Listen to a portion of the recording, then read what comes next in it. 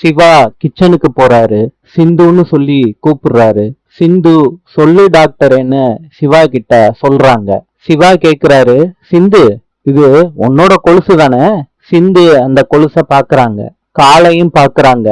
ஆமா டாக்டரே, திருகாணி லூசா இருந்திருக்கு, அதனாலதான் கலந்து விழுந்திருக்கு போல கொலுசு.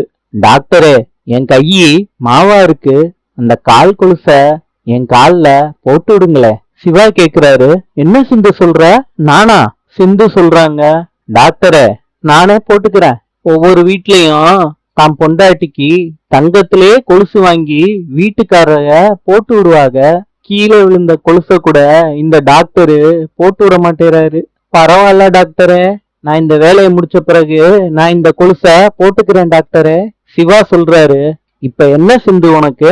நான் உனக்கு இந்த கொலுச போட்டு விடணும், அவ்வளவுதானே? சிவா சிந்துவுக்கு கொலுச போட்டு விடுறாங்க.